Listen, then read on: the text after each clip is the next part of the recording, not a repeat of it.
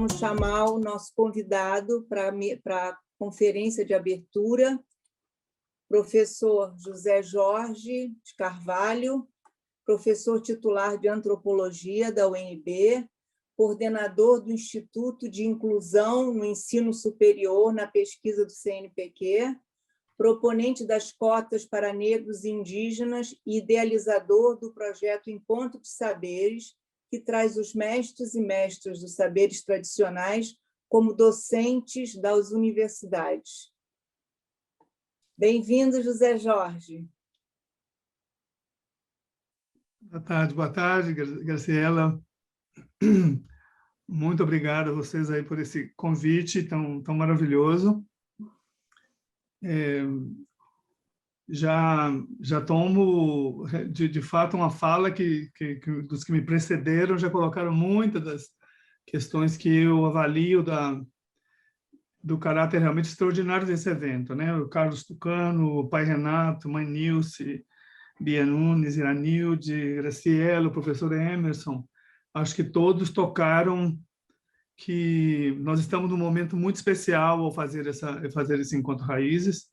Fico muito feliz de estar presente.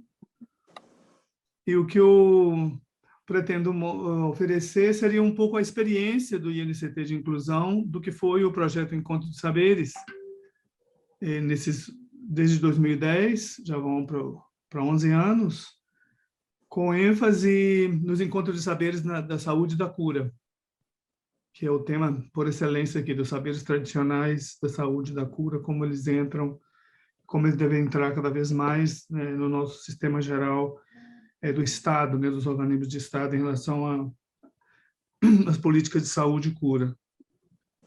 Eu, primeiro, considero que também esse evento é muito histórico, ele é muito especial, ele vincula a academia com a sociedade, com as comunidades, com os mestres e mestras tradicionais e com o Estado também, com o SUS, com o sistema de saúde.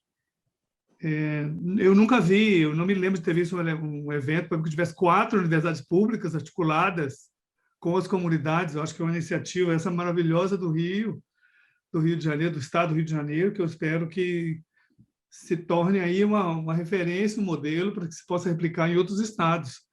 Não sei se tem já em outros, mas muito, eu vejo como muito fértil o terreno, né, que nós estamos aqui construindo, vocês estão plantando aqui. O INCT, que é o Instituto Nacional de Ciência e Tecnologia, que é um dos INCTs do CNPq, ele tem justamente o chamado de ciências aplicadas. Então, também é a nossa missão, é a nossa vocação. Você não poderia ficar aí, pelo menos eu veria o rosto de alguém, fica falando sozinho na tela, me dá uma sensação de solidão, Graciela, se você pudesse ficar aí. Não, eu só vim pegar um cafezinho, eu vim pegar um cafezinho só, já volto já. Tá bom. Eu estou ligada. Tá ótimo, que é o seguinte, que o INCT de inclusão é do pequeno grupo de INCCs que chamam de ciências sociais aplicadas, ou seja, nós estamos, ao mesmo tempo, né, tentando produzir conhecimento científico, né, inovar na ciência e fazer intervenções na sociedade, para que esse conhecimento, de fato, sirva, né, para que ele possa contribuir para o bem-estar da sociedade como um todo.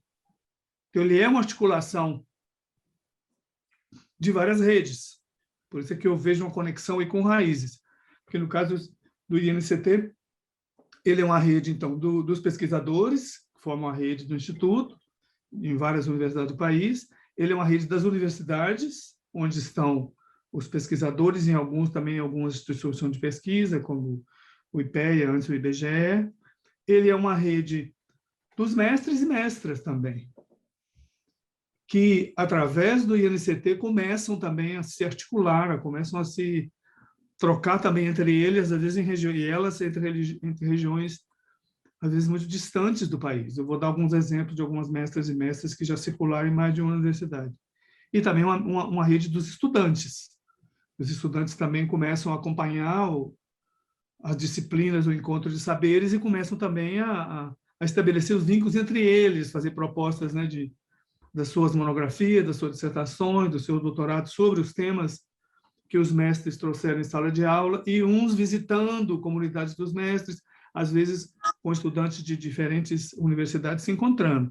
Então, essa rede de redes, que é parecido com o que vocês estão fazendo.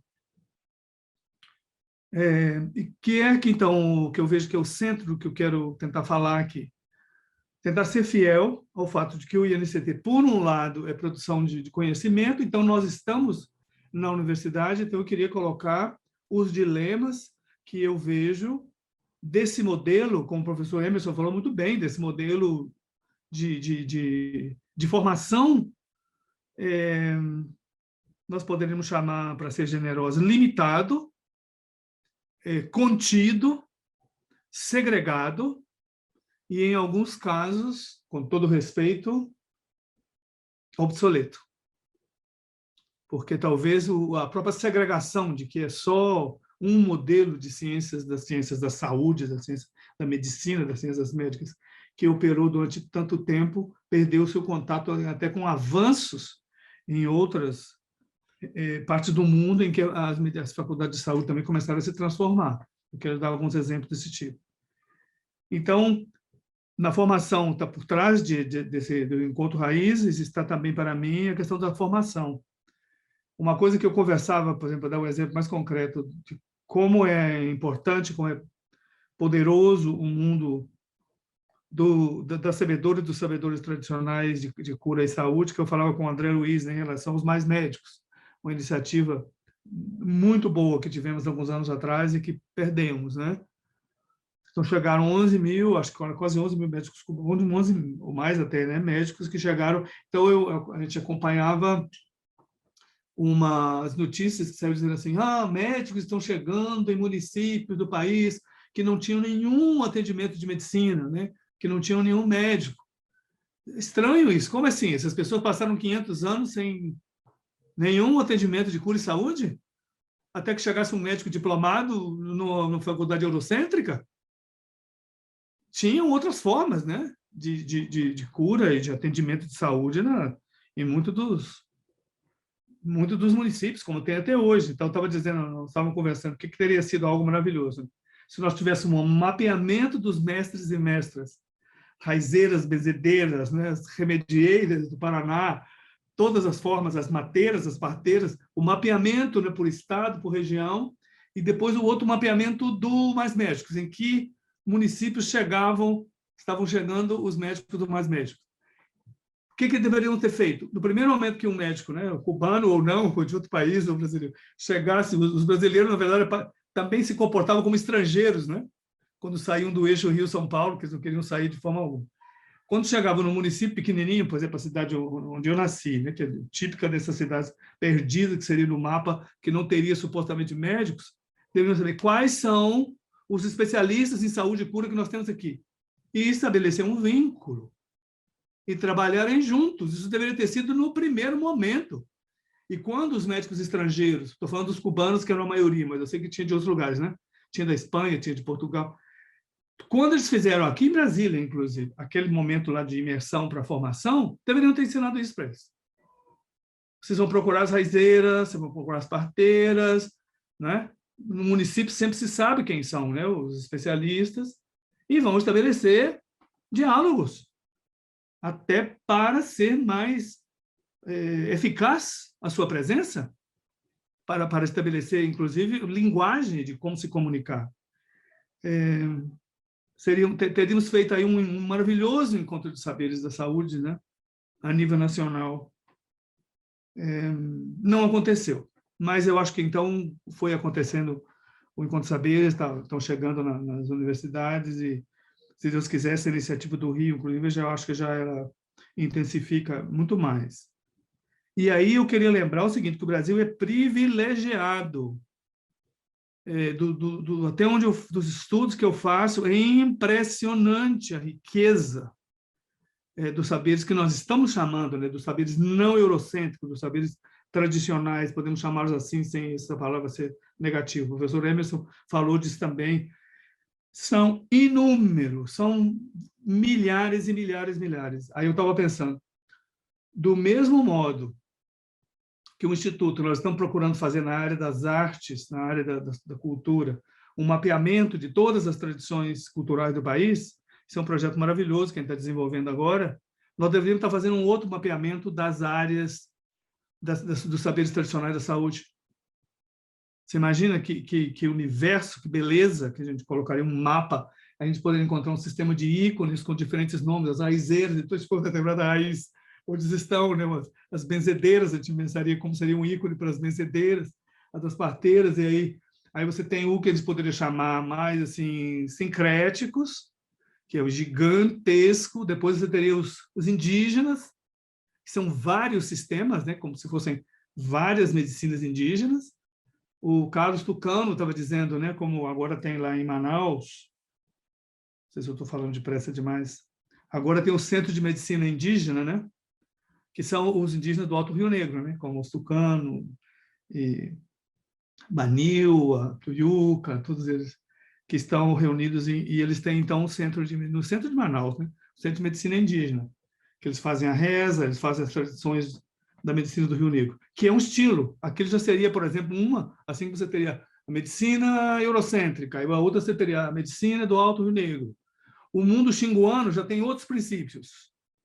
A medicina xinguana, como é também um número enorme, né? São 11 nações, teria uma outra. O mundo guarani provavelmente tem suas próprias características. O chavante, eu não sei, teremos que ir pensando com os colegas, eu não sou especialista nisso, mas dos vários grupos que estão entre a Bahia, o estado do Nordeste também, entre os pataxós, os tupinambás, os pancararus, provavelmente vai ter um outro sistema ali. Depois você teria outra medicina ligada aos terreiros, né, que seria outro gigante.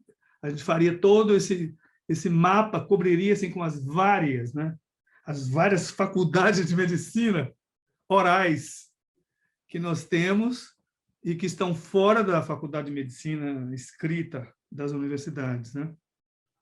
E eu penso que, então, nós somos num momento muito privilegiado, porque nós estamos como que recém-chegados a uma possibilidade de uma transformação, de uma expansão desse mundo. Eu acredito que ele estava bem mais fechado algumas décadas atrás, do que eu posso ver. O idioma para se falar disso nem tinha, não tinha nenhuma gramática para estar falando disso. O mundo era muito mais fechado do que estamos agora. Eu entendo que esse grande mundo dos saberes tradicionais de saúde aparece também, para mim, ele é um complemento das cotas étnicas e raciais. No momento em que abrimos as cotas para jovens negros, para jovens indígenas, jovens quilombolas na universidade, nós abrimos a cunha para que os saberes indígenas, os saberes afro-brasileiros, os saberes quilombolas, caiçaras, começassem a aparecer. Então, o Encontro de Saberes é como se fosse uma segunda onda que a gente pode chamar das cotas epistêmicas, uma década após as cotas, vamos chamar de étnicas e raciais, e nós podemos entrar agora numa terceira, que já seria, para além das cotas, a possibilidade que nós tenhamos uma proposta de uma nova organização, a refundação do ensino superior na área da saúde. Eu penso que podemos oferecer elementos para isso. E eu acho que eu sinto que o mundo das mestras e mestres, eu sinto que está em expansão acelerada. Eu tomo como referência, junto com o Encontro de Saberes, que começou em 2010, neste ano, ele justamente surgiu também com uma mestra raizeira, que é a mestra Luceli Pi, que vai falar amanhã. É uma das mestras assim, que eu admiro, uma pessoa extraordinária. Luceli, que é da articulação Pacari. Articulação Pacari, a Luceli pode falar amanhã. Eu acho que ela não tem nem 20 anos, ela deve ter uns 15 anos, eu acho, né? O livro da Farmacopeia de Cerrado de 2009. A Luceli pode me dizer mais. Eu fiquei até de combinar isso, mas ela pode me dizer amanhã. Então, é como que não é tão longo. Logo, você tem a articulação Embaúba, da região metropolitana de Belo Horizonte, uma das mestras da Embaúba vai falar também amanhã, é de 3 anos, é mais recente.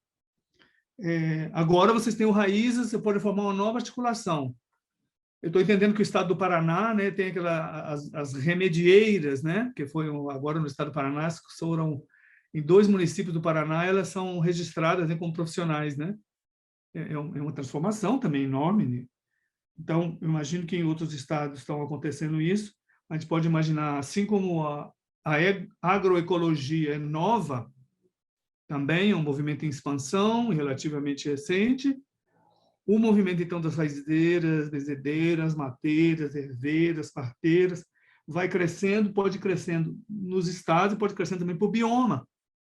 E começamos a comparar, né, as tradições por bioma, e os livros estão aparecendo, os textos que mostram essa riqueza enorme, assim como a Farmacopeia do Cerrado, da Luceli, do grupo do Pacari, né, o livro do seu Agostinho, Mestre Agostinho, lá das ervas, das plantas do Runiquim, assim como o Centro de Medicina de Manaus. E houve uma iniciativa também na UNB, após o Encontro de Saberes, de 2013, que inclusive o mestre Álvaro Tucano, eu tive o privilégio de estar na inauguração dela, que foi um ambulatório indígena no HUB, no hospital, né, universitário da UNB. Muitos indígenas estão vivendo em Brasília, então quando eles chegam na cidade, com todos os seus problemas de saúde que podem aparecer, eles chegam num ambulatório de um médico eurocêntrico, né, do modelo biomédico. Então colocou-se um ambulatório indígena com um pajé, com uma pajé, então que faz uma primeira triagem, uma primeira recepção da pessoa indígena. Pode ser, inclusive, que no encontro com o pajé naquele laboratório já mais ou menos se resolva a crise que o levou até lá, ou a levou até lá. Mas, se não, já é um primeiro encaminhamento, já é um primeiro acolhimento de cuidado que pode facilitar a intervenção do médico eurocêntrico, que não tem diálogo, né, necessariamente com os indígenas, a maioria não tem. Então, você veja, está imaginando um ambulatório. Esse ambulatório já é uma outra coisa, que já é uma outra intervenção que é política, institucional, né, no organograma, e é epistêmica também, porque aí o ambulatório também é um saber, que aí já não é o saber ocidental que vai contar. Eu vejo tudo isso como um primeiro momento assim como se fosse de sensibilização da inadequação da nossa formação para atender, e, em segundo, a perda de talentos, a perda da riqueza de conhecimento para essa formação. Essa é a segunda parte.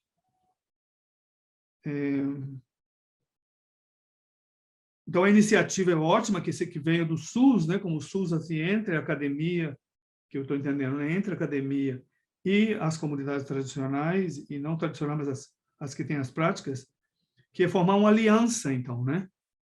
Seria a formação de uma aliança dos que praticam saúde e cura nas várias vertentes epistêmicas. Algumas a gente já tem um nome para defini-las, e outras a gente ainda não tem. Como eu estava dizendo, seria o caso de a gente começar trabalhando com mestres e mestras, começar a ver se a gente consegue ver os contornos dessas diferentes, como se fossem diferentes sistemas, né, de conhecimento de saúde. Ainda nesse preâmbulo que eu fecho agora, eu queria colocar algo. O meu papel, assim, eu falo isso muito, eu sou tentando apenas resumir o que é a riqueza que tem sido a expansão do Encontro de Saberes, não mais. E como eu estou na academia, o meu dever é continuar tentando, na medida do possível, transformar o modelo acadêmico que nós temos nesse momento. Eu estava pensando, por exemplo, os nossos sistemas tradicionais de saúde, nós não temos uma sistematização, pelo menos não conheço essa sistematização. Mas eles são compatíveis, por exemplo, com a medicina védica indiana. Então, o sistema indiano você já tem já está sistematizado de alguma maneira. Alguém pode fazer uma formação na medicina védica, né? Já tem os princípios lá, da Ita, dos sistemas e tal. Você tem uma medicina chinesa, cuja formação, inclusive, muitas pessoas fazem, ela está super sistematizada. Tem gente que vai à China, né, para fazer essa formação, ou vem especialistas chineses para dar essa formação no Brasil. E a tibetana também é outra também, que já tem muitas pessoas que estão fazendo essa formação. E eu imagino que em outras partes do mundo também, o mundo iraniano tem seu mundo próprio, o mundo árabe também, o mundo islâmico também tem. Nós podemos imaginar outros sistemas que a gente não poderia chamar de medicina, como o sistema congolês, por exemplo, né? Banto, enfim. Se nós fizéssemos, neste momento, o Encontro de Saberes é um passo trazendo elementos para que nós mapeamos esses e organizemos em forma de sistema. Com isso, nós mudaríamos a formação dos médicos e médicas e dos outros profissionais das outras áreas. Mudaríamos a formação também da psicologia. Eu não entendo, às vezes, por que nós temos um instituto de psicologia, um instituto de uma faculdade de medicina, a UNB, por exemplo, é tão cartesiana e tão alienada nessa desintegração dos saberes, que ela tem uma faculdade de saúde e tem uma faculdade de medicina. Eu nunca entendi como que isso era possível. Os médicos não suportaram estar ao lado dos fisioterapeutas, dos enfermeiros, né? Então, e de terapia ocupacional, resolveram romper e fazer uma faculdade só de médicos. O que tinha que implodir era ambas, junto com o Instituto de Psicologia, que é um outro instituto que eu não entendo como é que ele pode estar separado da saúde, da cura, com um cientificismo. Eu sei que tem uma parte da clínica, não quer dizer assim, mas a ideia de que ele se separou é uma ideia que me parece também que não responde à integração dos saberes, à integração transdisciplinar e à integração da realidade mesmo. E se quisermos, também o mundo da biologia, também que fica para o outro lado, que também não entendo como é que ele pode estar separado desse jeito. Porque aí você tem no outro lado outros sistemas que usam as plantas como seres vivos. Então, as raizeiras são botânicas, mas elas não estão, não serão recebidas no Instituto de Botânica, no Instituto de Biologia, ou de fitologia, o que seja. Então, é preciso partir para essa reorganização que esse evento aqui, me parece que ele me estimula a pensar nisso. Eu queria só mostrar muito brevemente, numa apresentação, onde nós estamos, o desejo onde nós poderíamos chegar. Obrigado, Nayara. Ou Graciela mesmo. Então, eu dei esse título. Encontro de Saberes de Saúde e Cura. Uma aliança entre a academia, o SUS e os mestres e mestras dos saberes tradicionais de saúde e cura. Essa é a maneira como pude resumir numa frase o que seria essa proposta, né? O SUS está no meio, entre a academia e os mestres e mestras. Mas também podia circular, né? Porque a academia também poderia fazer o papel também de vincular o SUS com os mestres. E os mestres também poderiam também ser os que liderariam o que o SUS deve fazer e o que a academia deve fazer. Então, é uma tríade aí que se move num princípio equânime, vamos dizer. Aí, se você pudesse passar adiante. A universidade onde eu estou, onde eu dou aula, onde eu me formei, inclusive, né, que foi na UNB, ela é herdeira disso aqui, certo? Muito brevemente. Ela é herdeira de uma ideia que existe em nós, né, porque agora eu sou professor, existe um grupo de pessoas que são os que têm episteme, que têm a ciência na mão. Existem umas pessoas fora da universidade que têm doxa, que têm uma espécie de saber, um senso comum, um conhecimento tradicional, o que vocês queiram chamar. Nesse modelo onde eu estudei, os cientistas estavam de um lado e as mestras e mestras dos saberes da cura estariam na doxa. Elas sabem mais ou menos, mas não sabem tudo, porque não tem laboratório, não tem aparelhos, não entende de química, não entende de bioquímica, quantas coisas que vocês querem colocar nisso aí. Isso continua organizando, em grande medida, a maneira como os institutos universitários e de pesquisa funcionam. E, às vezes, eu não quero avançar demais nisso, não, mas eu acho que o momento que nós estamos vivendo no Brasil me traz a seguinte coisa: nós estamos num momento, inclusive, se for o caso, de enrijecimento da sua posição. Contra um grupo de pessoas chamadas negacionistas, nós agora incentivamos a ciência. É preciso seguir com a ciência, é preciso ter respeito à ciência. É a ciência que fala. Qual ciência? Qual a ciência que tem a última verdade sobre o Covid? É a nossa? É só ela que sabe? Quem estiver fora dela vai juntar os negacionistas com a medicina indígena, com a medicina quilombola, caiçara, com as raizeiras, vai tudo junto, do outro lado? Não era hora de mudar o que é a ciência, não? A crise é do negacionismo. O negacionismo é contra o saber. ele não é contra a ciência estabelecida. A ciência estabelecida, de repente, pode unir-se ao negacionismo com o mesmo preconceito sobre um outro terceiro que está lá, que deveria ser o primeiro, inclusive, que é o enorme conjunto de conhecimentos tradicionais de saúde e cura. E aí um outro paralelo ou complementar disso aqui, que é o modelo cartesiano que nós continuamos seguindo, que nós estamos com o intelecto. E o resto é a Terra, o resto é um espaço extenso, que você mapeia, você divide, você fura ele, você passa um trator por cima dele, passa um correntão, e torna-o plano, se ele tiver ondulações. Você muda o leito do rio, porque, afinal de contas, ele é res extensa, ele não tem vida ali, ele é um cosmos inerte. E, do outro lado, quem pensa? Os engenheiros, os físicos, os químicos, os matemáticos, antropólogos, médicos, quem seja que fique do lado de cá, cientistas políticos, administradores, gestores, vão tomar decisão. E, o outro lado, você, então, interfere sobre... Nós somos herdeiros desse modelo.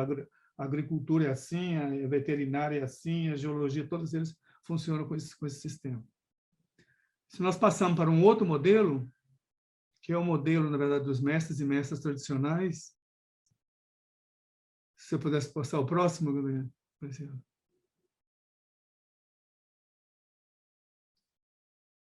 Esse aqui eu só falo muito rapidamente, que essa separação radical entre corpo. Então, tá bom. Eu só explico ele para não ir muito longe. Uma separação radical entre corpo e mente. O pensador de um mundo externo é um mundo antropocêntrico, que nós tomamos as decisões, nós estamos no centro do jogo, ou nós somos negacionistas, ou nós somos cientistas. O resto, nós vamos manipulá-los do lado de fora. Uma desconfiança e rejeição dos sentidos, dos afetos, da intuição, da espiritualidade. É incrível como nós estamos vendo tudo isso enrijecido agora. Você não usa o afeto, usa a razão agora, para saber o que fazer.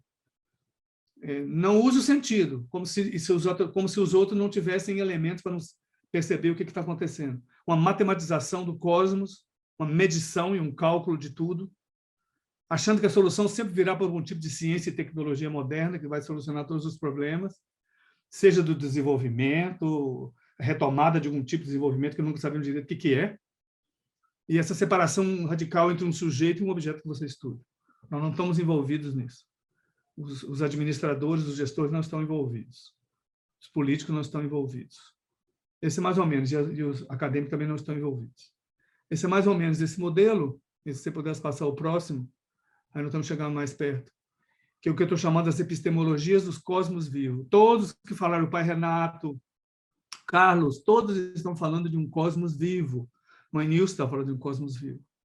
Esse, na verdade, unifica todos os povos tradicionais do mundo, nos continentes americano, africano, asiático, euroasiático e Oceania. Os povos tradicionais do mundo eles são mais ou menos 5% da população mundial. Então, nós temos equivalente dos mestres que estão aqui, que virão amanhã, na Indonésia, nós temos eles na Nova Guiné, nós temos eles na Nigéria, nós temos eles na Eurásia inteira, no Cazaquistão, no Afeganistão, nós temos eles no Tibete, nós temos eles na China, nós temos eles na Coreia, no Vietnã, nos 5 outros continentes, que não esse pequeno continente europeu, que sufoca o nosso conhecimento, tem os povos tradicionais. Essas são algumas coisas que os unem, essa integração de saberes e habilidades, a ciência experimental sempre viva, a ativação total dos 5 sentidos básicos, o fato que a escuta e o olhar e o cheiro todos são ativados, o tato, percepção extrasensorial, eu vou falar dela daqui a pouco, afeto e empatia como fonte de conhecimento e comunicação, atenção e confiança na intuição, você confia, você presta atenção na sua intuição e confia nela. Comunicação, participação, interação com plantas, com os animais, com os fenômenos da natureza. Tem uma fala maravilhosa do cacique Babal, 2 dias atrás, no Congresso Mundial de Transdisciplinaridade, que eu estava com ele. Estou puxando algumas coisas aqui, que o Babal, em um certo momento, falou das tribos, né? Que os animais têm tribos, assim como nós temos. Os caititu têm tribos, os roxinóis, né? Os beija-flores têm tribos. Ele falou que os ventos também têm tribos. São vários tipos de ventos, eles também têm suas tribos. As chuvas também têm suas tribos, né? e se comunicam, e sem diferenças entre eles, entre elas, etc. A comunicação com entidades espirituais, e, enfim, o cosmos é o centro de tudo, nós estamos no meio do cosmos, nós somos parte dele apenas, não estamos olhando ele lá de fora. Essa é uma base. Então, eu queria mostrar dos mestres e mestras que já vieram do Encontro Saberes, que já tivemos 161 mestres e mestras, nós podemos ver que é parecido com o que você está fazendo na Rede Raízes. Nós temos representantes de mestres da Rede Raízes indígenas, como vocês já tiveram, alguns deles são, por exemplo, dos Guarani, aí do Rio de Janeiro, que estiveram pela UF e pela UFRJ. Tivemos de comunidade de terreiro, várias, né? A Mãe Márcia, do Geja, tivemos vários, né? O Cotoquinho, mestre Cotoquinho, tivemos vários mestres dos candomblés, Angola, de todas as nações, Angola, Queto, Geja, Nagô, Umbandas, todas. Tivemos quilombolas, de muitas comunidades quilombolas, de inúmeros estados, também do estado do Rio. Também de comunidades que a gente pode chamar de agricultores, extrativistas, pescadores, também, por exemplo, na UF tiveram também mestres caiçaras. E o maravilhoso mundo também, os outros também são, mas assim, da arte, né, das expressões, que a gente chama das tradições populares, né, reizado, folias, múmio, bois, que também tiveram no Rio de Janeiro. Então, os mestres têm atravessado todo o campo dos saberes.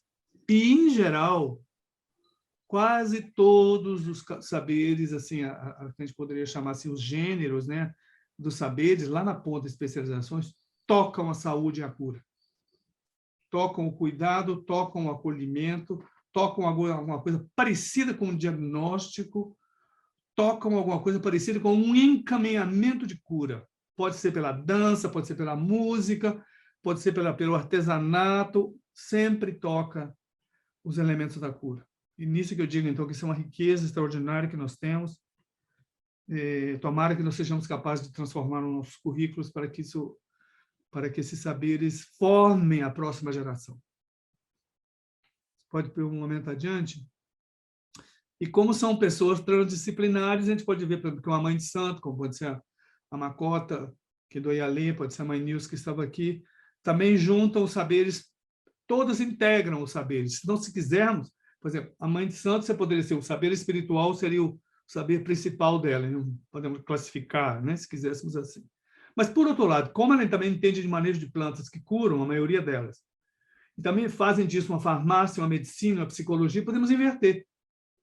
Nós vamos encontrar que essa mandala que a gente está fazendo, que seria o conjunto de saberes, a polimatia dos mestres. Os mestres são polímatos, como sabem de muitas áreas que para nós são áreas separadas, nós sempre poderemos colocar, sem ser uma forçação, digamos, né, os saberes da cura no centro, se quisermos. Fazemos uma outra, porque essa mandala gira, né? Então, eu não sei se talvez podemos pensar em um outro desenho, que você poderia ser um desenho dinâmico, no qual, por exemplo, farmácia pode vir para o centro, botânica pode vir para o centro, medicina e psicologia pode vir para o centro. Podemos, em um certo momento, separar a medicina para o centro, por outro lado, psicologia para o centro, a partir da interação da mestra ou do mestre com aquela comunidade, com aquelas pessoas. Então, isso é um modelo, se você pudesse passar adiante. Aqui um exemplo muito especial, que é uma sugestão da Letícia Viana, que me ajudou a organizar, que é pesquisadora do Instituto, que é a capa do livro da Mãe Estela de Oxóssi, né, aquela grande mestre que faleceu alguns anos atrás. Nós publicamos o INCT, que é aquele círculozinho assim, com aquela tríplice elipse embaixo, é o símbolo do INCT. O que as folhas cantam, para quem canta a folha. Aí você já vê o cosmos vivo, né? Mas quero dizer, o que as folhas cantam para aquele que canta folhas? Cantar folhas, o César não está aqui nesse momento, o César Guimarães, por exemplo, uma das matérias, uma das disciplinas do Encontro de Saberes na UFRJ, lá na UFMG, chamava Catar Folhas, porque a folha é muito central no mundo do candomblé, né? Então, ela mostra que o livro tem as folhas de Ossanha, então ela coloca todo o repertório de Ossanha, né? Ossanha é o orixá das folhas, né? Das plantas, e ela canta praticamente todos os cantos em Yorubá que estão nesse livro, na versão Queto, de Salvador, não sei se a mãe Lucinha de Iemanjá, do Recife, está aqui assistindo, falei com ela que seria um prazer se ela viesse assistir. Eu conheço, por exemplo, esse repertório, porque é o mesmo repertório que está no Xangô do Recife. Mesmo repertório. É de Ossanha. Quase ipsis literis, assim, pequeníssimas mudanças. E aí nós teremos, então, um primeiro momento, que nesse caso aqui não é só a planta medicinal, mas é a planta sagrada, vamos dizer assim, né?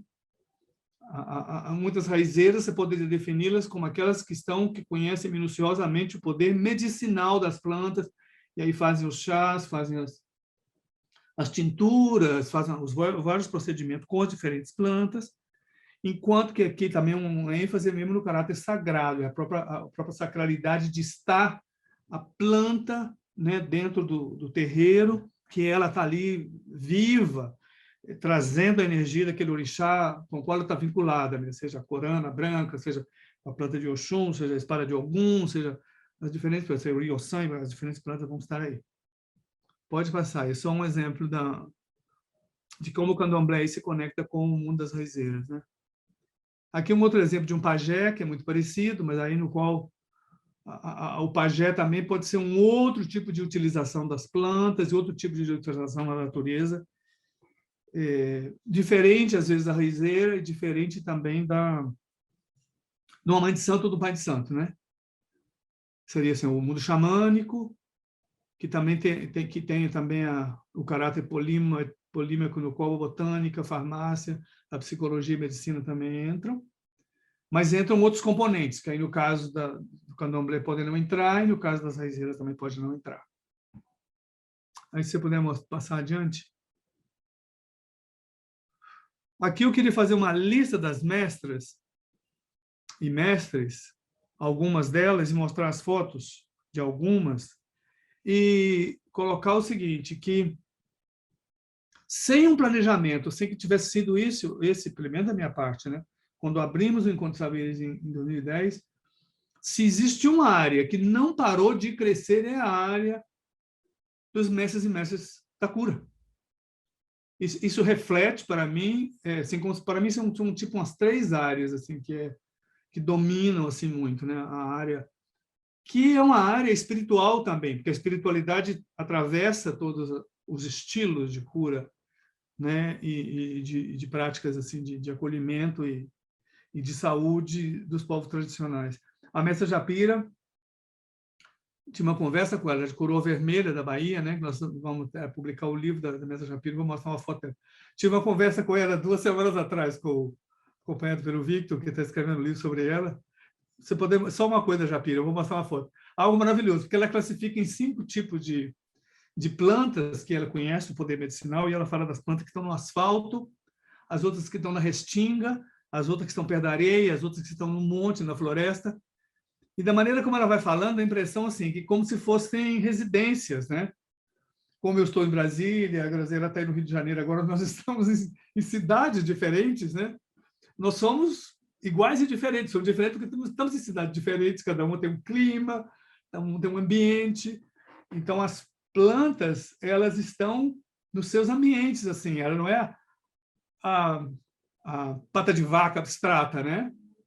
Ela é aquela que está em tal lugar, né? Ela pode estar em mais de um ambiente, é algo maravilhoso. Isso que eu tirei da conversa com ela. A Iracema também, Caingang, lá do Rio Grande do Sul. O pajé Caboclo, Luiz Caboclo, que é outro Tremembé, que é do Ceará, que também é um outro.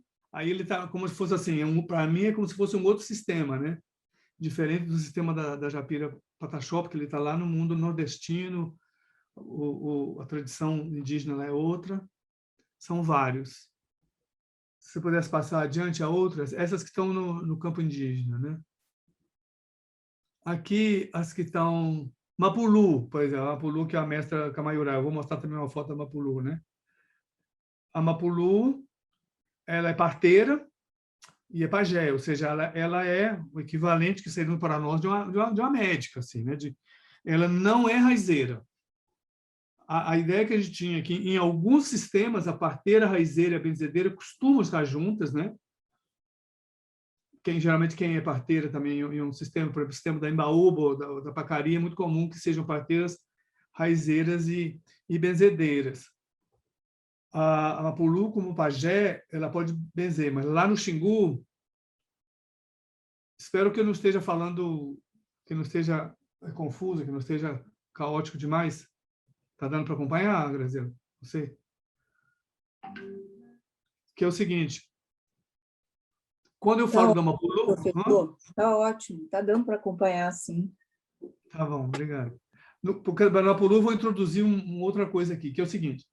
Na Mapulu, eu não coloquei uma lâmina, eu poderia, que é o modelo que eu chamo do modelo Tacumã de saúde e cura. Tacumã, T-A-K-U-M-A, contigo, Tacumã, que é o pai, que era o pai da Mapulu.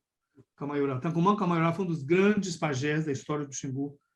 Extraordinário pajé, que faleceu há uns 5 anos atrás, uma longa vida. E quando nós abrimos o Encontro de Saberes em 2010, nós convidamos Tacumã para abrir, para dar a conferência de abertura. Ele não pôde, porque ele estava com problema no baço, estava com dificuldade de caminhar, e Mapulu, a filha veio, porque Mapulu já é uma pajé, ela é a primeira pajé do Xingu, que sempre foi um ofício masculino. E como ela foi iniciada diretamente pelos espíritos, Tacumã, até que não queriam muito, mas o Sapaim, que era o tio da Mapulu, né, o irmão, o grande outro pajé, Sapaim, acabou convencendo o irmão que deixasse que a Mapulu fosse pajé. Mapulu conta isso. O importante é que Tacumã fala que o sistema completo deveria ser o seguinte, lá no Xingu, né? A pessoa apresenta algum mal-estar, apresenta um sintoma, né, que a gente chama de doença, o que ele faz? Ele vai primeiro no pajé. O pajé só com o tabaco, que é o que a Mapulu faz, ela não intervém no corpo, assim, de dentro, não. Só com o tabaco ele pode ver o que está acontecendo e talvez já resolva. Que eu acho que é um pouco a ideia do ambulatório, né? Do HUB.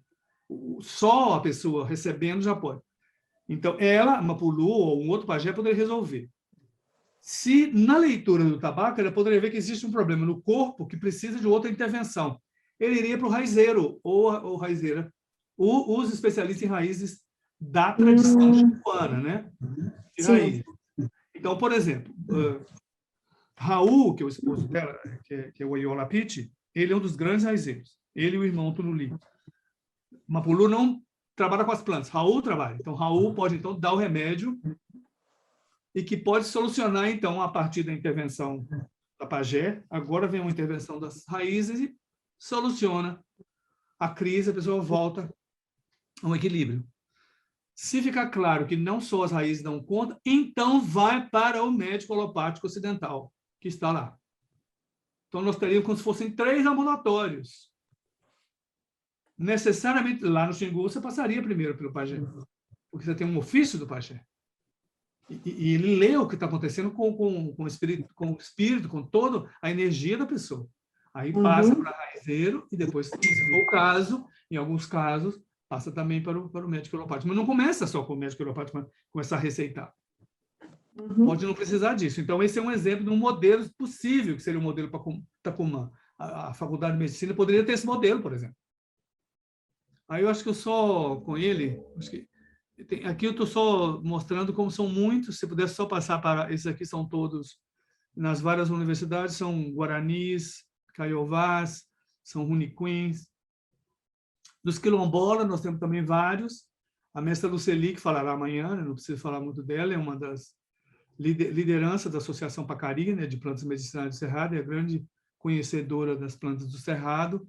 Ela já esteve no Encontro de Saberes na UNB várias vezes e na UFMG também. E já esteve conosco também em outros eventos, em outras universidades, até fora do país. Seu Badu é um outro também maravilhoso, que é de Minas Gerais, lá do Mato de São, lá da Serra do Cipó. O seu Badu também ele tem o conhecimento das plantas, e também como Luceli, ele combina com outras tradições de conhecimento das energias. Ele também usa o pêndulo, que você poderia conectá-lo com a tradição antroposófica, assim como o Luceli também, por exemplo, usa também o reiki, ela tem uma formação superior em reiki, ela usa florais, o campo, porque o que é a planta, né? A planta também é um ser, ela está viva, está conectada com um mundo vivo, que os mestres e mestras vão atravessando esses mundos. A tantinha, que é uma outra também, que é da articulação embaúba, que é uma das que a gente estava em contato com ela agora, que ela é da Pacari e é também da Embaúba, que é essa nova associação também das raizeiras, benzedeiras e parteiras da Grande BH, né, da região metropolitana. O mestre Eufrásio é um outro do estado lá do Ceará, de Quixadá, que ele faz as mesinhas, como eles chamam lá, né, que são um outro sistema de plantas com xaropes. Então, são várias. Uma muito especial também é a Fátima Cosmo, que é lá de Juazeiro do Norte, que ela faz também um outro sincretismo de cura, que é entre as plantas e os xaropes, né? Os lambedouros, como eles chamam no Ceará, com dança e canto. A pessoa toma o lambedouro e canta e dança alguns cantos de reizado. O canto e a dança completam o efeito, digamos, do que ela ingeriu, que vai passar pelo corpo físico dela também. Aí está acionado as emoções, os afetos, outros planos que vêm com o canto e com a dança. Poderíamos imaginar o mundo da ayahuasca também, o mundo do daime, como algo assim, né? Também, em que o canto, a dança, vem as visões, vem a alteração do corpo e outros planos. Vou passar, que eu acho que eu não quero cansar demais. A Fátima Cosmo, eu já mencionei. E aqui eu queria fazer agora eu queria dar um salto aqui e mostrar o seguinte: o SUS se coloca, então, eu acho, num momento maravilhoso no Rio de Janeiro, de articular os saberes acadêmicos com os saberes chamados, então, né, das mestras e mestras maravilhosas da cura. Qual saber acadêmico? Qual? Aquele cartesiano, newtoniano, galileano, que impera em tudo quanto é lugar? Uma coisa. O privilégio que eu tenho de estar no Encontro Saber é que é o seguinte: os mestres e mestras são seres sensitivos, extremamente espiritualizados, exercem a telepatia o tempo todo, muitos são visionários, têm visões, têm sonhos significativos. Então, não é que assim, exista um saber tradicional que nós vamos colocar dentro da universidade como se fosse o saber da matemática, o saber da geologia, o saber da economia. Não, nós vamos transformar o que nós estamos chamando de saber, seja ele acadêmico ou não. Então, eu só queria lembrar, por exemplo, a telepatia. Não estou falando só de mim, mas às vezes não é que eu tenha, mas eu já recebi inúmeras vezes essa, vamos dizer assim, presença em mim dos fenômenos telepáticos. E imagino que muitos de vocês. Aí eu queria lembrar o seguinte: Joseph Banks Rhine, ele abriu a cátedra de parapsicologia na Universidade de Duke em 1930. Eu aprendi disso na Escola Federal de Ouro Preto quando eu tinha 14 para 15 anos. Eu assisti um ciclo de 4 dias de curso de parapsicologia. Artemio Long era um grande parapsicólogo, que uma vez eu vi, Artemio Long, um homem extraordinário, não sei se ele está vivo ainda. Ele deu esse curso. Eu creio que Long chegou a conhecer Rhine. Rhine, ele falava das 4 funções parapsicológicas, é a Universidade de Duke, que é uma universidade privada, é dessas universidades top do mundo, né, como Stanford, como Yale, como Harvard, né? Telepatia, clarividência, precognição e psicocinese, ou telecinese. A maioria dos mestres tem telepatia, tem clarividência, tem precognição o tempo todo. O Ryan usava, não sei se ouviram falar do baralho Zen, né, aquele baralho que tem 16 cartas, com coisas extraordinárias de deslocamento de tempo e espaço. Ele encontrava as pessoas que tinham... Você joga o baralho e a pessoa está lá longe, na sala, eu jogo aqui. Ele acerta, às vezes, 80% das cartas que eu joguei aqui, aleatoriamente. Aí, como essas pessoas começaram a acertar muito por perto, ele começou a levá-las longe. Ele chegou a colocar pessoas a 300 quilômetros de distância e jogava o baralho. Ele estava lá em Duke, a outra pessoa, por exemplo, estava em Detroit, não sei que distância está, deve ser por aí. Ele ia jogando e a pessoa acertava de lá 80%, 90%. Como é que pode? Olha, eu vou jogar o baralho. A pessoa se concentrava, tchum, tchum, tchum, tchum, jogava o baralho. A pessoa de lá sabia as cartas que ele tinha jogado. Não tem como ele ter visto. Depois ele colocou pessoas num submarino, no fundo do mar. Falou, vou jogar o baralho. E jogava o baralho e a pessoa lá no fundo do mar acertava.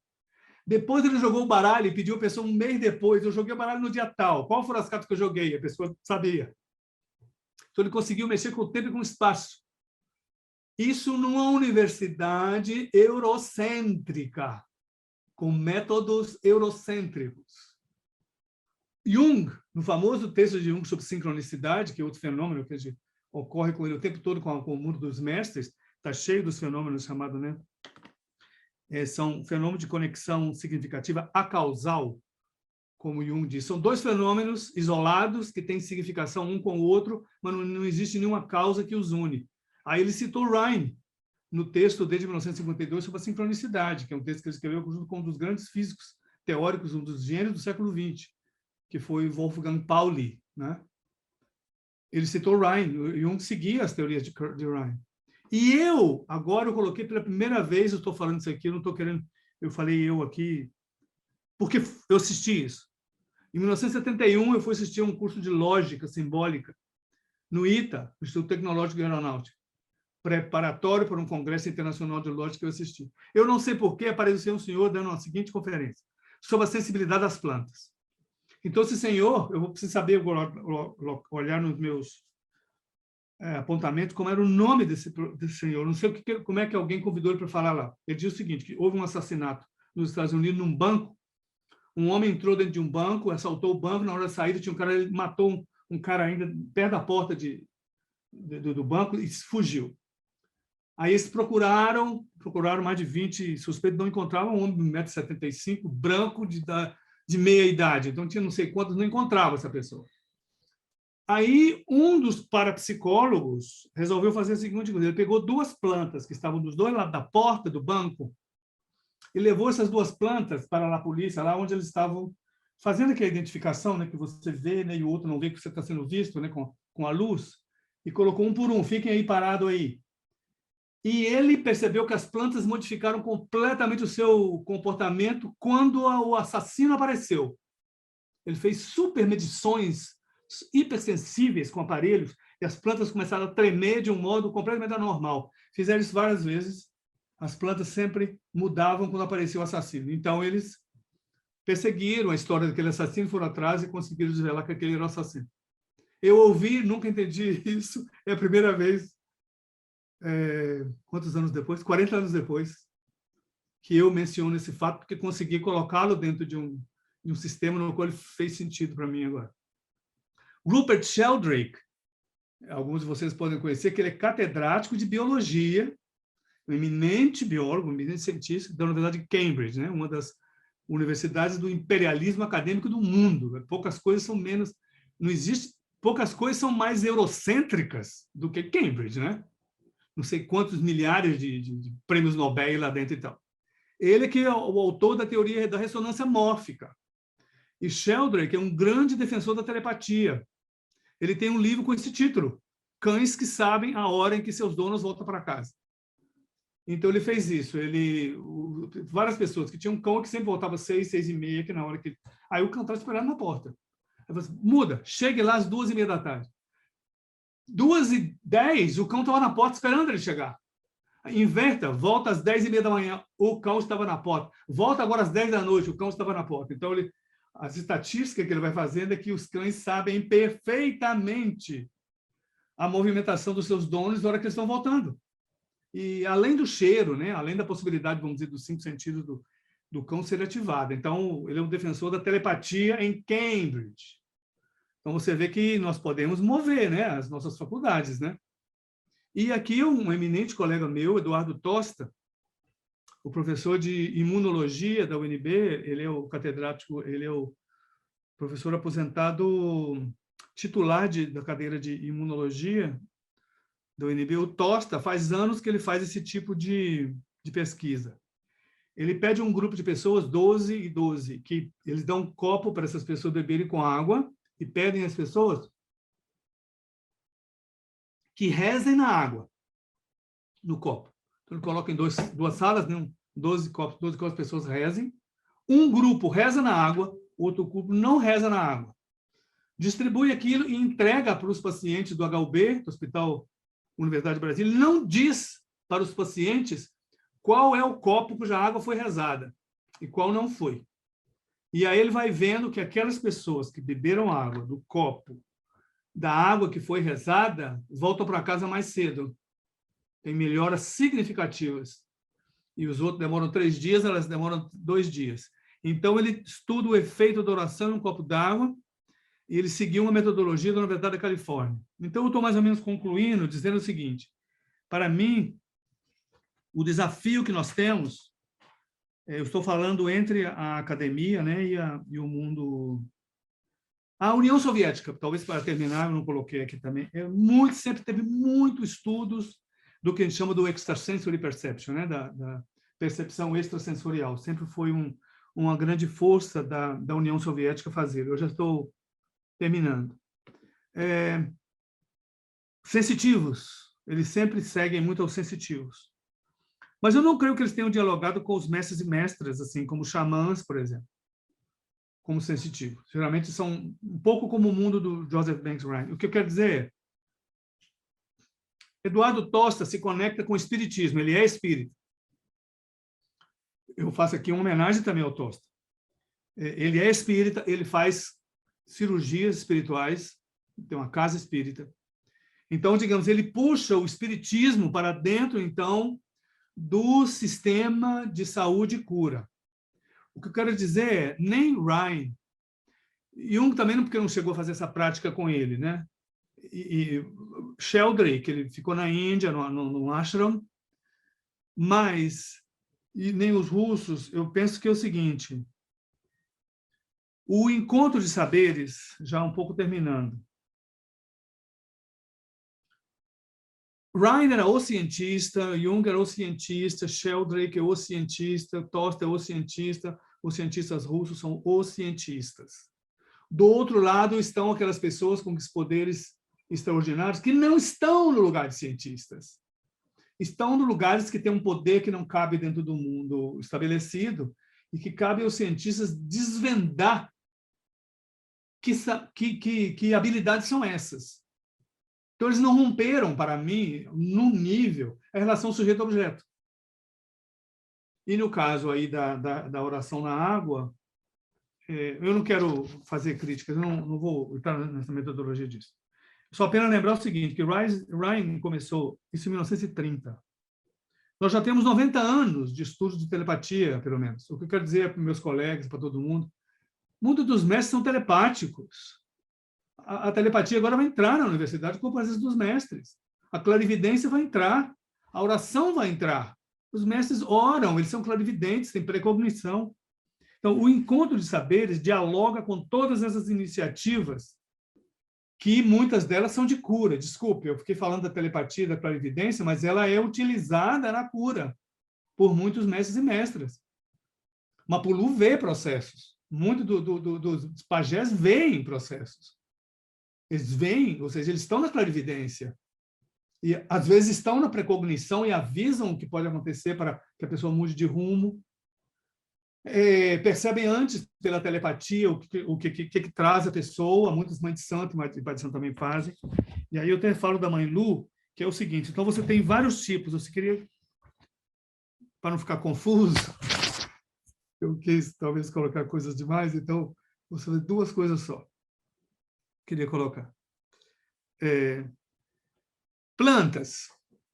Eu comecei o Encontro de Saberes com a seguinte coisa. Eu sabia que existiam plantas que são alimentícias, e aí veio a Luceli e todo mundo das plantas medicinais. Então, o meu mundo é que tinham plantas que te alimentam e plantas que se curam. Que te curam, são 2 tipos de plantas. Depois, com minha pesquisa no Xangô do Recife, né, descobri que também tem as plantas que são sagradas, que pertencem ao mundo dos orixás, dos inquices. Então, nós temos plantas medicinais que vão direto no corpo, por exemplo. Você dá um chá de boldo, né? É um chá digestivo, então, realmente, ele para o corpo, primariamente. Você tem outra planta que é alimentícia, o Ora Pronobis, então ela vai trazer proteínas e ela vai te fazer bem, né? Você faz um omelete com o Ora Pronobis, então está super forte. Depois você tem a planta sagrada, que a gente coloca, porque é uma forma de trazer a presença da divindade, né? E ele está aqui. Depois você tem as benzedeiras, que tem a planta que benze, né? Como as benzedeiras lá do Paraná, que tem aquela coisa do Globo Rural, que ela está com uma arruda na mão e ela benze a pessoa, né? Aquela planta é uma planta benzedeira, então. Ela não é, ela está junto com a benzedeira com o efeito sagrado, que é um outro efeito. E agora eu queria mostrar E tem aquela planta do professor que deu aquela conferência em 69 do assassinato, que são plantas testemunhas de assassinato, que eu não sei como funciona, mas é outro tipo. Quer dizer, as plantas registraram a violência extrema do homem, né? Sentiram, porque são supersensíveis, e quando viram aquele homem de novo, ficaram de novo perturbadas pela violência dele, né? Pela energia carregada dele, e acusaram, perturbando-se e tremendo mais, e o cientista então detectou que elas estavam na presença de uma pessoa super violenta, com uma energia, uma vibração muito baixa. Eu queria passar agora que tem outro tipo de coisa, que é o seguinte, para terminar. A diferença, para mim, é que o encontro de saberes entra com essas discussões. Sheldrake é um parceiro com a ressonância mórfica, o Tosta. Mas o que nós defendemos é que todas essas iniciativas acadêmicas, elas continuaram sendo confinadas, elas estão operando em uma bolha ou em um vácuo, onde somente os cientistas eurocêntricos pensam e fazem suas pesquisas. Uma universidade que o SUS, uma construção do SUS que tem os saberes da academia e os saberes tradicionais, vai formar médicos, vai formar pessoas que não estão nesse ambiente confinado mais. Vão ter pajés, vão ter benzedeira, vão ter rezadeira, vão ter mãe de santo, vão ter todas as tradições das outras que cantam e fazem mesinhas ao mesmo tempo. Não é mais o nós decidimos se o outro é telepático, se a outra tem vidência, nós sozinhos vamos decidir isso. Com o encontro de saberes, essa etapa passou para outra. Aí eu queria dar um último exemplo de planta, que eu não falei, eu já falei de 5, né? Vou só repetir para fazer uma espécie assim de como é que se diz? Antecipação. A planta medicinal, a planta alimentícia, aí você tem a planta sagrada, você tem a planta benzedeira, né? A planta testemunha, que eu não tenho outro nome, desculpem as plantas de chamada de testemunhas, eu não sei que outro nome eu poderia dar para elas. E tem as plantas ornamentais que não pertencem a esse mundo. Aí eu queria colocar uma foto de um doutorado que teve na UNB em dezembro de 2018. É a última coisa, porque também tem que ver com o mundo das raizeiras. Se eu pudesse colocar, Graciela, eu fecho com isso aqui. Aqui estão as mestras, aqui está a Luceli. Não, volte um pouquinho. Algumas das mestras com as plantas. Luceli, essa é Mapulu, que é a pajé, né? Luceli é a mestra das plantas, né? Que é da articulação pacari. Mapulu é a pajé, ela não é raizeira, né? Ela é benzedeira, ela benze e faz a cura com o tabaco. Iracema é outra que é raizeira dos Caingangue do Rio Grande do Sul, é uma mestra do Rio Grande do Sul. Se eu pudesse colocar outras, são algumas. Aqui o Pajé Barbosa, do Ceará, que é o mestre que ele usa a jurema. Ele usa a bebida da jurema para a cura, da dança, do canto e da jurema. O mestre Badu, que é da Serra do Cipó, em Minas Gerais, ele está mostrando as plantas para os alunos. Badu, ele usa o pêndulo e usa as plantas. O mestre Geraldo, aqui também da UFJF. E se você pudesse passar adiante, as mães, aqui são 2 mães de santo, a mãe Dora de Oiá, aqui de Brasília, né? Que ela está no lugar da oração, no lugar daquela que abre, que ela muda o ambiente quando entra e quando canta, e quando reza e quando invoca. A mãe Lu, que a mãe Lu estava me dizendo o seguinte, eu falo dela que eu perguntei um pouco para ela, que a Lu, você pode... o terreiro também, a utilização das plantas é muito grande, porque você pode também fazer um banho de descarrego, quer dizer, a planta é a planta sagrada dos orixás, mas você pode fazer o carrasco e o lacre, você pode usar para fazer um descarrego, para fazer uma limpeza energética do cansaço, ou você pode utilizar também as plantas para abrir caminhos. Aí você tem uma planta chamada abrir caminho. Então, já é uma outra dimensão do campo das plantas. Não é necessariamente o campo de uma doença, não é necessariamente um campo só do significante conectado com o orixá, é para abrir os caminhos. Alguns você pode fazer para o chá, ou seja, além do amaci, né, que é as plantas que vão colocar no corpo os orixás, Você pode ter também assim, as plantas que vão para benzer, vão para dar esses banhos, para mudar o sistema energético. Aqui a Japira é essa mestra Pataxó, que eu disse que tem essa, para mim, maravilhosa, que as plantas vivem, são residentes de diferentes ambientes, né? Então, ela não só fala da planta, ela fala onde é que a planta reside, se ela está no asfalto, se ela está na areia, se ela está na restinga. Eu me sinto, o que eu estava dizendo para o César Guimarães, eu estou no beabá disso tudo, certo? Eu estou apresentando para vocês assim, o quanto esse mundo é vasto, gigantesco. Eu sou eu não vou dizer que sou 100% analfabeto, eu estou como se fosse no primeiro ano primário, quando eu estou catalogando o que é isso, não sei, desse mundo maravilhoso. E mais uma última aqui, Graciela, se você puder só passar, que também aqui é a mãe Rita, que era também da articulação Embaúba, é uma homenagem a ela, que ela faleceu no dia 18 de abril passado. Quando eles tiveram a live da Embaúba, eu fiquei muito fascinado com a fala dela. Eu tive uma imagem assim de que as mestras raizeiras, elas são guardiãs do cosmos. Quando eu vi ela falar da maneira como ela cuidava de tudo, eu falei assim, puxa, a mãe Rita é uma espécie de guardiã do cosmos. Esse é o nome que eu queria dar de homenagem a ela. E aí, por fim, o último tipo, aqui, doutorado, Brasília, 2018. Esse é o encontro de saberes nesse ponto que eu paro, certo? Eu peço desculpas aí os mestres e mestras que estão presentes para falar disso. Aqui está a doutoranda, aqui está a banca, mas o mestre Deco que está ali. O mestre Deco, que vai aparecer na outra, ele veio no dia anterior e colocou essas 3 plantas em cima da mesa. E ele chamou-as de os 3 mestres. Pode colocar na segunda, que aparece aí mais. Aqui está o mestre Deco, com essas 3 plantas aqui, ele chamou dos 3 pais. Arruda, Alecrim e Guiné. São os 3 pais. 3 entidades que estavam ali. E mais aqueles 2, 2 outras entidades ali, do Pai Benedito e da Mãe Nossa Senhora. Então, o Deco, ele chamou as entidades para estar presentes na defesa. Ele estava validando, de alguma maneira, em que momento a Thalita Viana, que era doutoranda, entendeu o Congado. Tanto que ele abriu perguntando, vocês sabem o que é o Congado? E desses 4 professores que estão ali, 3 de nós já escrevemos sobre o Congado, mas nós não abrimos a boca. Nenhum de nós não tivemos coragem de saber o que é o Congado. Diante do Deco, eu não sei nada. Eu sei zero do que é o Congado. Porque ele estava vendo as entidades, eu não consigo ver. Nós ficamos assim, vocês sabem o que é o Congado? Então, ficou claro que ele está dizendo assim, essas entidades estão aqui para validar se a Thalita está em condições. Aí pode colocar na próxima. Aí estão elas aí. Essa é a banca da Thalita. Porque ele colocou aí, se ele quisesse, ele poderia ter colocado as plantas em outro lugar, inclusive na mesinha onde estava a Thalita, né? Elas estão ali no lugar, né, da sabedoria, né, do saber, né? E até o rosto sério de todos nós dessa banca, toda vez que eu olho. Eu nunca vi uma foto em que os examinadores estão com o rosto tão sério. Bom, aí quer dizer assim, é um outro tipo de banca, né? É um outro tipo de uso das plantas. As plantas são examinadoras de doutorado.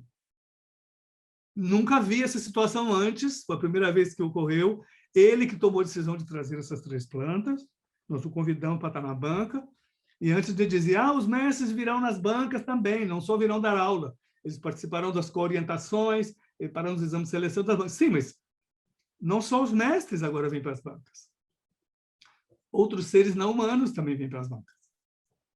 Então, é com isso então, que eu fecho aqui, agradeço imensamente essa oportunidade. Aqui estão vários mestres lá atrás, esse é o encontro de saberes com essas fotos. Muito obrigado. Muito obrigado. Espero não ter falado mais. Muito obrigado a vocês. Muito obrigada. Acho que é uma fala, né, que você traz para a gente, que mostrando essa vastidão, né, essa imensidão de saberes que tem dessa medicina, que a gente pode dizer, a medicina brasileira, né? Essa talvez seja a nossa medicina brasileira. A gente, enquanto você se sente engateando, acho que a gente se sente perdido, né? Assim, é uma sensação de um saber tão imenso, e como saber isso, né? Como aprender, como conhecer, né? Acho que assim é muito eu estou me colocando assim como eu fiquei enquanto você falava, né? Um pouco com a formação que a gente tem, né? Então, eu fico logo pensando, meu Deus, imagina como é que seria classificar isso, fazer uma taxonomia disso, né? Como é que seria fazer isso? Que trabalho, né? Porque a nossa cabeça funciona um pouco assim, né? Sistematizando, analisando, colocando em caixinhas. Então, assim, e acho que talvez não seja por aí também, né? E acho que assim essa indígena lá de Pataxó, que ela traz os diferentes lugares da mesma planta, me dá a ideia dessa coisa do território, né? De quanto que a gente também não vai aprender algo que vai valer para tudo, porque cada território vai criar, provavelmente, vai criar a sua planta com seu potencial. Isso daí também é muito lindo, né? Muito lindo essa discussão que a gente faz hoje em dia na saúde, né? Do território, a importância do território como produtor de saúde, produtor de doença também, né? Também, assim, a cura e o cuidado da saúde nesses espaços. Bom, apareceram algumas questões, eu posso colocar aqui para você? Tá? Então, assim, a Nayara foi passando para mim. Maria Angelita da Silva fala: professor José Jorge, conseguimos criar uma rede para implantação de hospitais universitários multiculturais no Amazonas, em parceria com as universidades públicas, para mapear hospitais universitários e faculdades multidisciplinares de saúde. Eu acho que assim, ela está ansiosa querendo saber se é possível criar, né, essa rede. Nas universidades públicas, a UFAM e a UEA, que deve ser a Universidade Estadual do Amazonas, são espaços de muita potência no Amazonas, e tem os povos da floresta e das águas. Não sei se eu falo 3 perguntas que tem aqui, aí depois você responde, pode ser? Ou 2? Acho que eu posso, se eu puder responder a ela muito brevemente. Tá ótimo. Maria Angelita, muito obrigado pela pergunta. Olha, o João Carlos Barreto, João Paulo Barreto, que é um dos que fez o Centro de Medicina Indígena, você imaginou? Isso que você está falando é maravilhoso. Um curso de medicina no Amazonas, ele seria uma referência para o mundo se ele fosse desse jeito que você está falando. Hospitais multiculturais, você imagina? As pessoas ficariam encantadas com isso na China, na Rússia, nos países da África, na Oceania, em todo lugar. É só um primeiro dar um passo de articular isso que o resto do mundo também, em muitos lugares do mundo, sentem o mesmo mal-estar de que os povos tradicionais não organizam o saber médico. Seria maravilhoso fazer isso. Vamos imaginar isso aí, vamos formular esse. Vocês formulem aí, junto com os mestres, com os pajés amazonenses. É isso.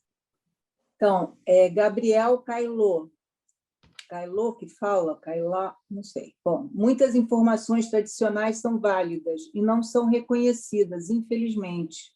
Mas e quando essa informação se configura como uma pseudociência e vê-se que, de fato, não há eficácia? Como o senhor vê essa relação?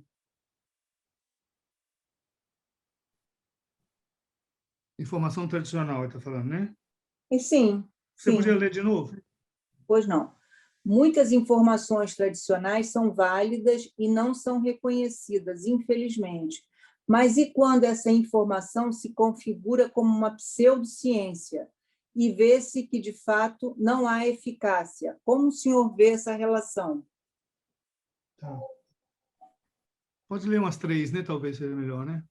Tá. Mariana Andreotti pergunta: como podemos lidar com o grande entrave que atualmente se põe no contexto sociopolítico do nosso país, onde grupos fanáticos fazem uso das medicinas alternativas como tratamentos precoces para a Covid, sem uma comprovação e, dessa forma, minam toda a concepção e epistemologias científicas sérias sobre as alternativas? Alternatividades. Anelise perguntou: professor José Jorge, poderia fazer algum comentário sobre a lei de patrimônio genético e conhecimentos tradicionais associados? Certo. essa eu posso falar, a Luceli também, ela pertence a essa comissão. Uhum. Luceli Pio, talvez ela até possa falar, pode falar muito melhor do que eu sobre isso. Gabriel, quando você fala que às vezes algumas informações tradicionais são válidas e não são reconhecidas, outras são pseudociências. Nós precisamos definir a pseudociência, quem é que está falando ela, porque uma parte da nossa ciência também já é pseudociência aos olhos de outros, né? Acho que a gente deveria fazer o grande diálogo para a gente... Ontem eu escutei uma conferência, minha filha que me sugeriu, do Syed Hossein Nasr, eu posso colocar assim, um dos grandes intelectuais vivos, o iraniano, Syed Hossein Nasr. Ele é iraniano, lá nos Estados Unidos, né? Ele tem um livro sobre o homem e a natureza, sobre a crise ecológica gigantesca, que ele associa muito, ele é muito crítico do pensamento ocidental moderno. Então ele fala assim, não é que tenha a ciência ocidental, não é a ciência, é uma ciência ocidental moderna, isso é uma. Nós temos que começar a falar no plural agora, ciências. Talvez aí a gente vai... Quem é que está nesse lugar que a gente vai definir as pseudo?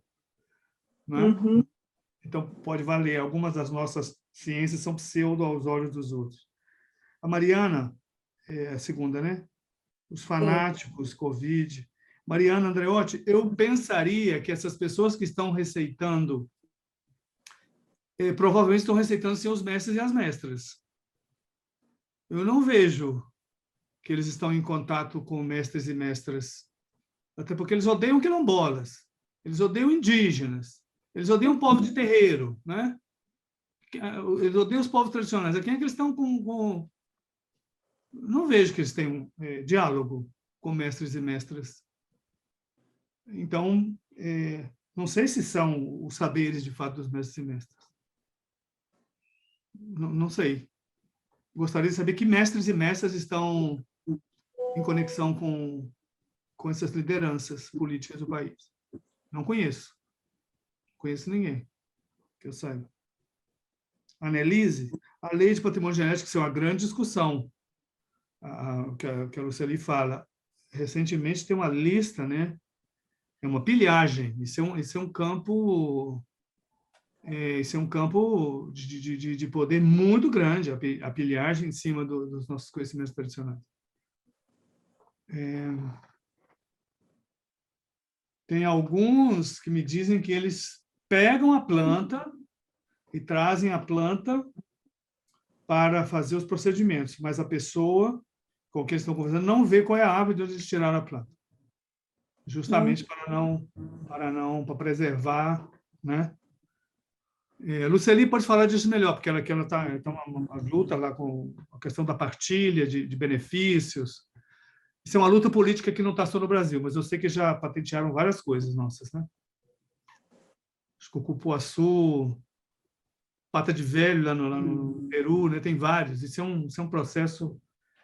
Na Colômbia tem crise sobre isso, no Peru, vários países sofrem esse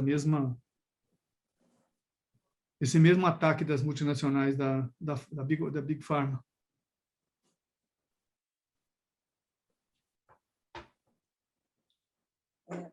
Posso continuar? Sandra Fraga, professor, tivemos políticas públicas para a inclusão de saberes tradicionais no SUS, PNPIC, PNP, Política Nacional das Plantas Medicinais e Fitoterápicos, SACI-SUS, em um modelo equivocado, sem sucesso. Ainda devemos buscar isto? Qual o caminho? O caminho tem que fazer, tem que tentar de novo, isso tem que entrar, né? O que ele estava falando de outra coisa... De fato, tem várias políticas, além destas citadas, né? A gente vê os saberes tradicionais em saúde serem citados nas políticas da população negra, na Política Nacional de Saúde da população do campo, floresta e águas, na Política Nacional da população indígena. Então, assim, existem várias políticas, várias tentativas, né, de que isso, pelo menos está no papel, mas isso pode fundamentar algumas ações, até a gente coloca isso no nosso documento como fundamento, né, do nosso evento também, mas que com muita pouca aplicabilidade na prática, né? Com muita resistência ainda, né, da medicina oficial, da biomedicina para essas políticas e para esses saberes. Olha, Graziela, uma saída para uma segunda, né, uma segunda tentativa, como a Sandra Fraga que falou, né? Sim. O professor César Guimarães me deu a lista aqui, o César é professor da UFMG, que é a discussão, a professora Samira Costa, que é da UFRJ Bia, né, que é uma das organizadoras que está aí, que é a questão do notório saber. Ela está falando, o UFRJ também agora está no caminho de tentar formular, né, o notório saber. Olha, vejam bem, várias das que eu mencionei aqui estão na lista. Nesse momento, estão construindo memorial das raizeiras, das benzedeiras, das mães de santo, das mestras e mestres de saúde, para a universidade outorgar-lhes o título de notório saber, que é um equivalente a um título de doutorado, um equivalente. Inclusive porque no encontro de saberes, essas pessoas podem dar aula agora com uma outra equivalência conosco, né? De fato, com professores temporários. E com pesquisadores. Então, o SUS poderia, por exemplo, então, assimilar aqueles mestres e mestras que têm o notório saber. Se essa política, se esse acordo com o SUS, se o SUS se abrir para isso, vai fazer um efeito assim, como se fosse um efeito de feedback assim, cibernético, né? O efeito ajuda a causa, porque então, se tem uma chancela no SUS, nós estaremos preparados para aceitar mestres e mestres com notório saber, as universidades vão se abrir mais para dar o título. Por exemplo, eu mencionei várias aqui, né? Eu vou citar o que o professor César me mandou. O seu Badu, a professora Rosângela, outra fez da mestra Japira. A mestra Japira, por exemplo, é uma das que está chegando lá no CEP da UFMG, lá no Conselho Acadêmico, para receber o título de notório saber. O pajé Runiquim, o seu Alcindo Mbiá, o seu Badu vem em seguida. A mestra Tantinha, por exemplo, que eu mencionei aqui, Tereza Marília, que eu enviar, ou seja, a Luceli, a gente pode fazer aqui em Brasília, ou seja, vários dos mestres e mestras que a gente estava citando aqui, que estão na rede do Encontro, a gente podia fazer o seguinte, a rede do Encontro de Saberes oferece, porque também tem universidades que estão reconhecendo esses mestres, ao SUS, essa lista dos mestres e mestras da área de saúde e cura, né? Para que o SUS certifique esses mestres e mestras. Essa certificação do SUS então, passada para as universidades que darão o notório saber. Então, aí nós, com o notório saber dos mestres, nós poderemos fazer com que, eu não sei se eu digo, são os três, eu não sei quem puxaria, uma reforma dos cursos, que não tem uma reforma dos currículos. Um currículo que tenha os mestres também como professores e professoras. Isso. Uma formação permanente. Uma formação permanente, que o SUS tem um lugar aí depois da formação permanente. Pelo menos aqueles que estão dentro do SUS. Isso. Eu acho que dava para fazer essa segunda rodada. Sou otimista nisso, de tentar isso. Então, deixa eu ver a próxima. Eu também sou, hein?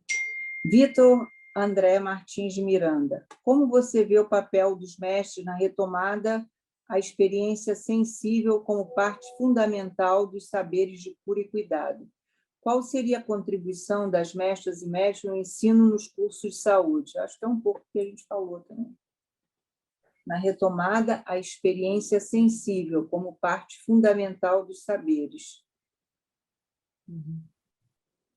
Podemos juntar umas outras três também, se tiver. Vamos lá. Maria Júlia fala, as plantas místicas como o abre caminho, aí ela botou um sinalzinho de igual, justiça, genda russa, citada nesta palestra, pode ser decorativa, terapêutica. Como caracterizá-la melhor em função do contexto? Repita, por favor, peraí.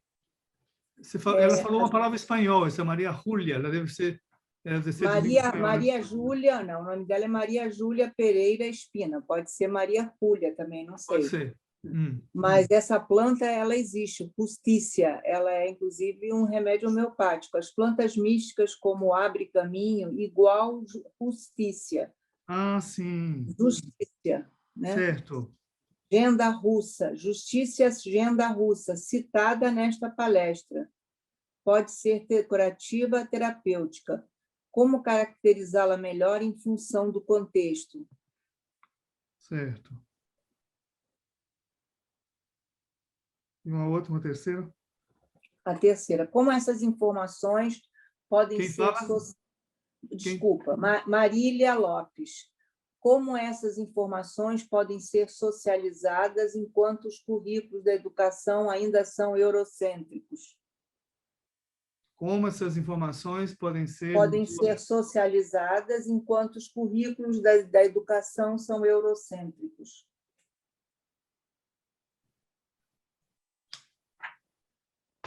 Bom, respondo. O Victor André, ele que está escrevendo o livro da Japira, das plantas da Mestra Japira.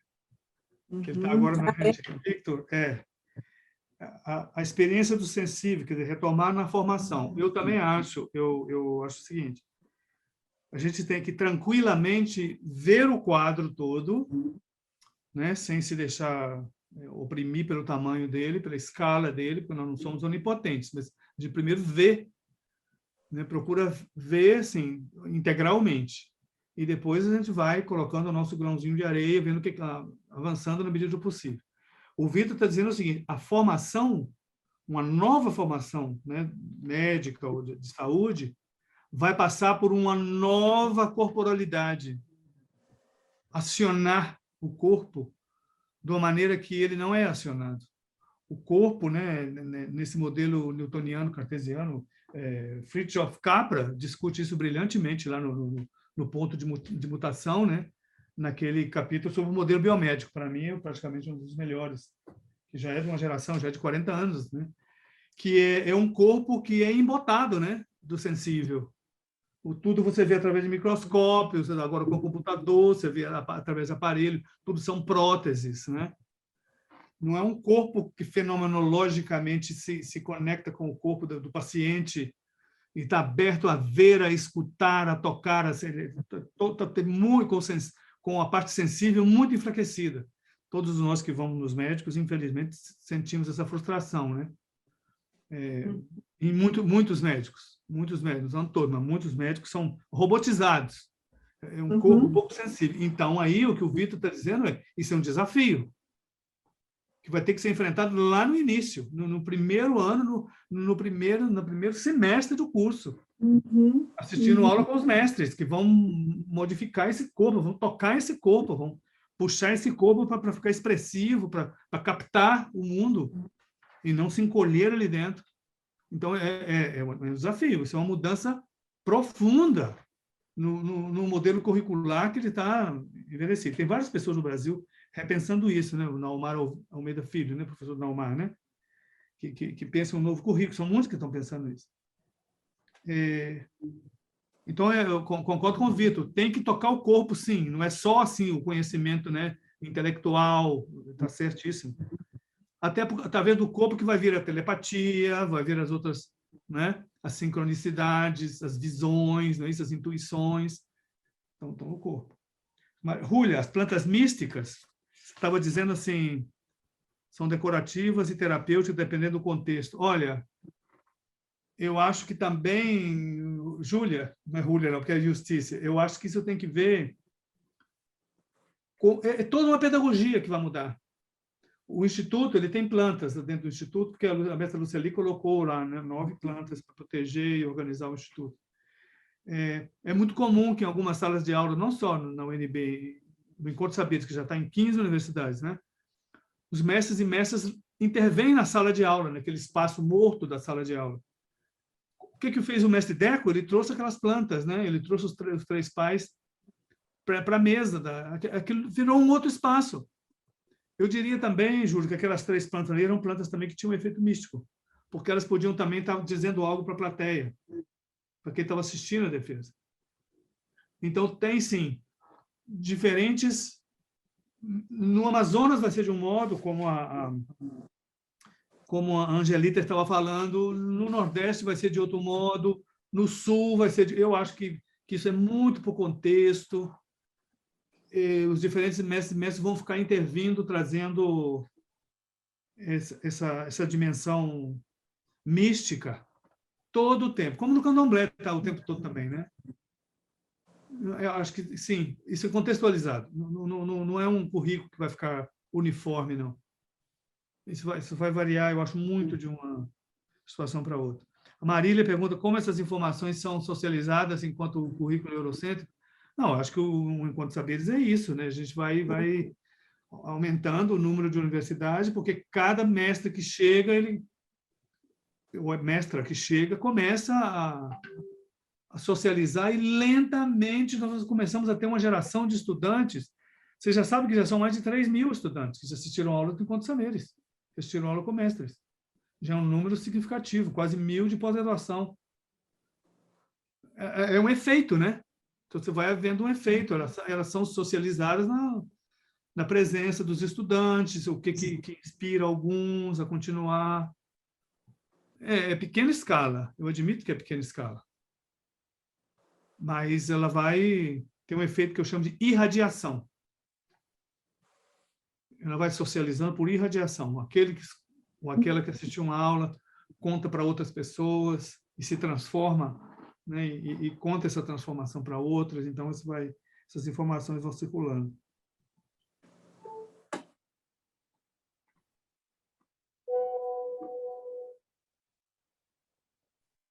Professor, temos mais 2 perguntas, pode ser? Sim, São de 2 pessoas da organização do evento. A primeira é da Ana Paula da Silva, do Proíndio, da UERJ, que pergunta: o reconhecimento desses mestres e mestras como notório saber pode ser um caminho para a inclusão dos saberes tradicionais e populares dentro dos currículos das universidades? E a outra é da Isabel Misaja, lá da Rural, que pergunta: qual o processo burocrático nas instituições universitárias para essa titulação de mestres? Como esse reconhecimento dos saberes tem sido concedido e quais seus efeitos? Isabel, obrigado. Você me lembrou algo que eu não falei. Eu diria que tem 2 sugestões assim para o SUS e para redes raízes aí do Rio de Janeiro. Eu acho a iniciativa de vocês maravilhosa. Estou dizendo, para mim isso é histórico, sinto um privilégio participar. Uma, Graciela, porque acho que eu falo primeiro com a Isabela, que é o seguinte: o Rio está devendo, como outros estados também são, a lei de mestres da Alerj.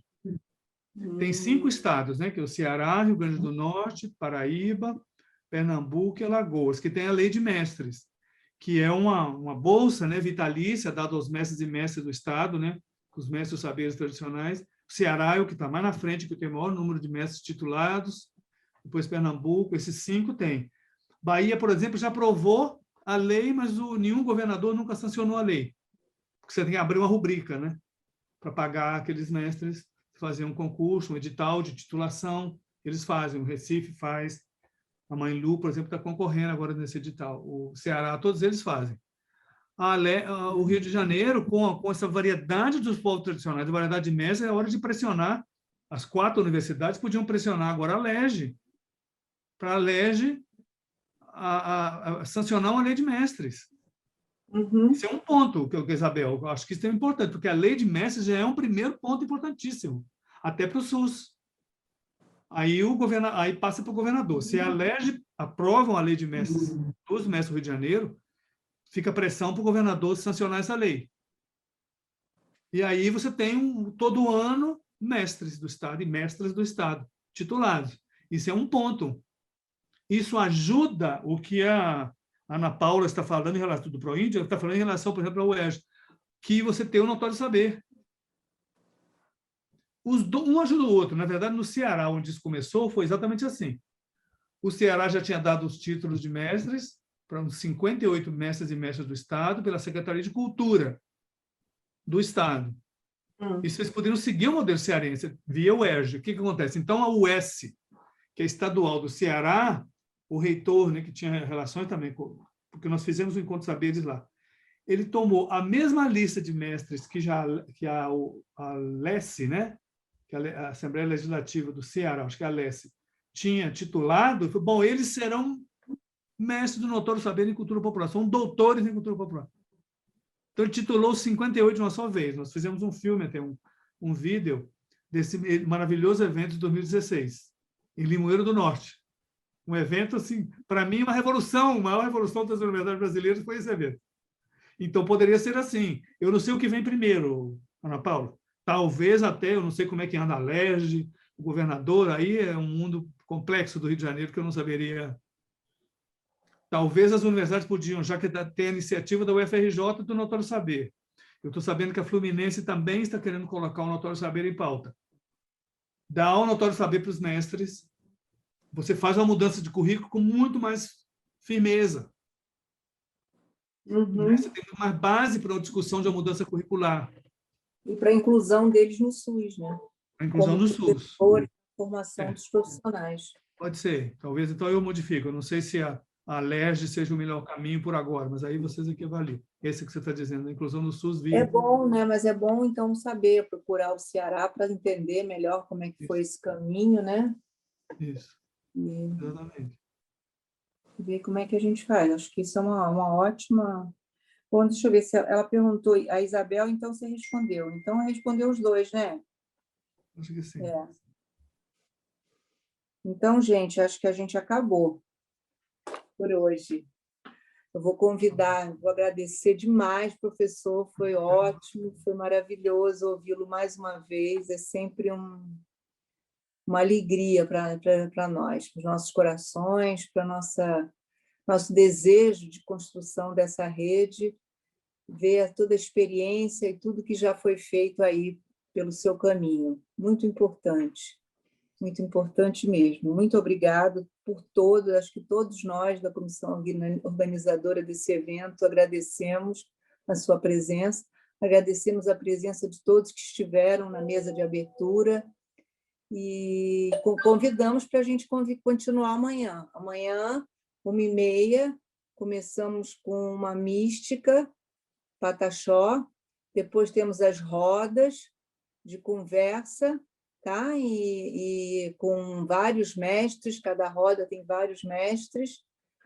Convidamos vocês para continuar. Isso tudo, todas as entradas nessas rodas estão no YouTube. Para quem se inscreveu, deve ter recebido por e-mail, mas para quem não se inscreveu, não faz questão de certificado, também estão abertas a entrar pelo YouTube nas rodas. Suas perguntas e comentários serão bem-vindos de todos que participarem. Depois das rodas, a gente tem uma oficina do campo, que são duas mestres que vão... a Luceli vai estar numa das rodas, você que falou dela, né? E ela vai estar depois nessa oficina da floresta, ensinando um pouco as receitas, o que foi usado durante a Covid, dentro dos seus espaços territoriais. Ela e vai ter também a Catarina, lá da Articulação Baúba. Então, vão estar elas duas, e mais tarde a gente vai ter, com a coordenação da professora Isabel, que fez a última pergunta aqui, ela vai estar... vamos ter a conversa com Célia Jacriobá e o professor Bessa, e tem mais uma indígena, que agora eu esqueci o nome. Isabel, você pode falar para mim, por favor? Tem mais uma convidada. Seria a Cleonice Pancararu. Obrigada, Nayara. Cleonice Pancararu. Obrigada. Imagina. E aí, amanhã, então, nos vemos, continuamos conversando. Muito obrigada a todos, uma boa noite. Valeu. Boa noite. Muito obrigado.